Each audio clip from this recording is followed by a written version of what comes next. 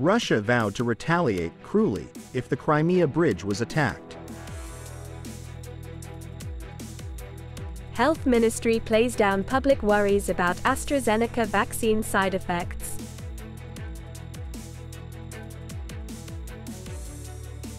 Save electricity, reduce pressure on production costs.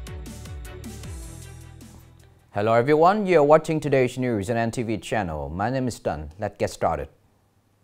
Maria Zakharova, a spokeswoman for the Russian Foreign Ministry, states that Moscow will strongly respond to any attack on the Crimea Peninsula or Crimea Bridge if such actions are carried out by Ukraine with Western support.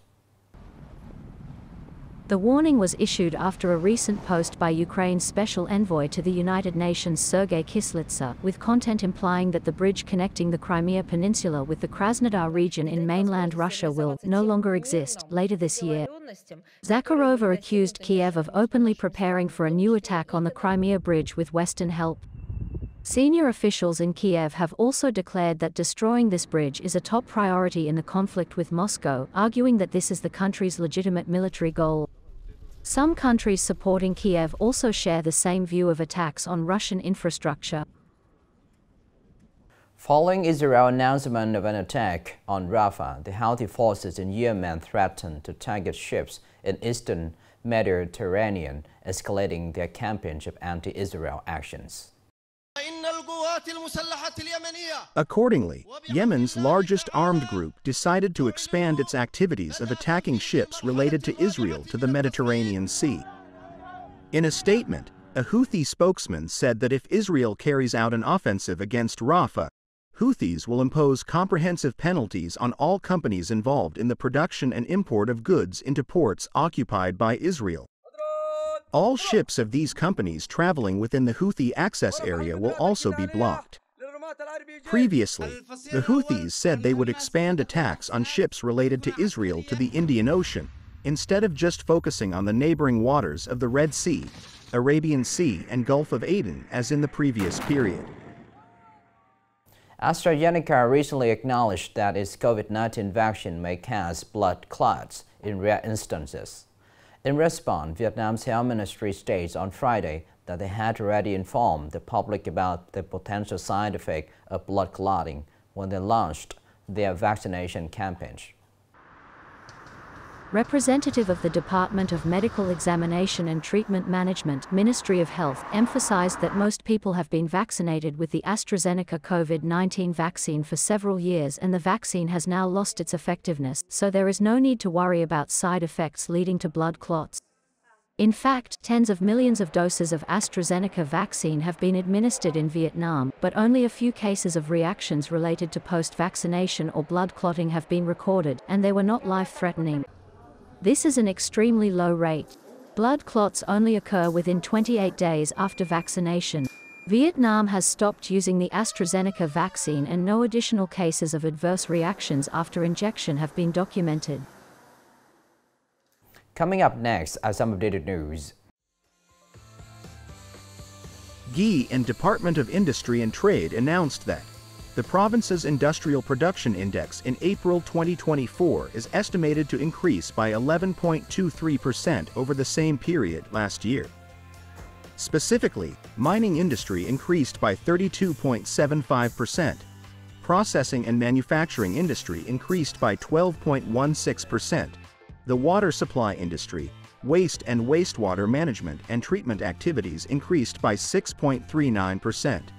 Production and distribution of electricity, gas, hot water, steam, and air conditioning decreased by 5.28%.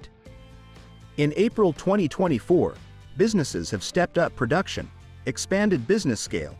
New factories and projects have been deployed and put into stable operation, contributing to the province's overall economic growth.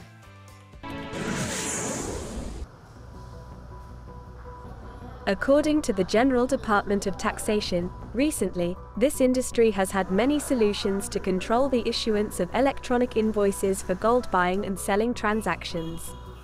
However, to control all transactions, the tax industry believes that it needs the participation of ministries and localities. This agency recommends that the state bank coordinate in controlling cash flow and studying regulations. Non-cash payment is required for gold trading transactions.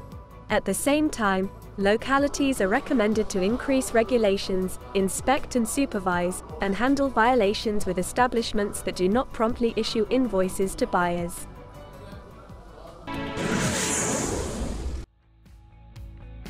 On Friday, the Vietnam Football Federation, VFF, officially announced Kim Sang-sik from South Korea as the new head coach of the Vietnamese national team.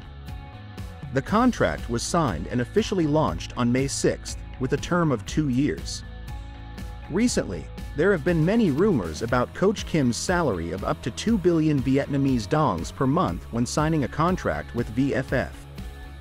However, Kim's salary is much lower than the $1 million figure rumored on social media recently, and only half his compatriot Park Hang-seo's. According to some sources, Coach Kim Sang-sik only receives about 20,000 United States dollars per month, about 500 million Vietnamese dongs per month. Previously, VFF paid Coach Park Hang-seo a salary of 1.1 billion Vietnamese dongs per month, then increased it to 1.5 billion Vietnamese dongs per month for Coach Trussier.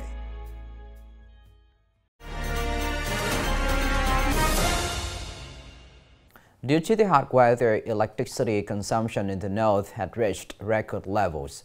With the forecast of continued hot weather in 2024, there is a risk of electricity shortages. As a result, conserving electricity has become a critical task and strategy for businesses to cut costs and boost production. With a large production line and high operating frequency, the energy consumed in production by Hanoi Beer Joint Stock Company accounts for a significant amount of expense. To reduce production and business costs, the company has arranged a reasonable production plan, at the same time, adding equipment to both save and regulate load, enhancing maintenance to ensure machine capacity and performance. We have applied electricity-saving initiatives to proactively produce. Saving electricity is to optimize the production process and ensure grid safety. Improving equipment or investing in renewable energy systems and reusing waste heat sources is the way which many businesses cope with current rising electricity and fuel costs. Through adjusting production time from peak to off-peak hours, as well as forming the habit of saving electricity among workers. Production depends on orders, and once export orders have been signed, timely delivery is very important. To ensure on schedule, the power source must be stable so the company can operate. Nowadays, all businesses depend on electricity. If electricity cannot be met, production and business progress will not be guaranteed. Therefore, it is necessary to innovate equipment to save electricity and not use electricity when it is not needed. Industry in Vietnam currently accounts for more than 47% of total national energy consumption, with the potential for energy savings of up to 30 to 35%. This year there is still a potential risk of electricity supply difficulties. Particularly, electricity consumption demand during the dry season is forecast to grow higher than set out plan. Therefore, it is very important for businesses to strengthen energy-saving solutions. This is the end of the show today. Thank you for watching.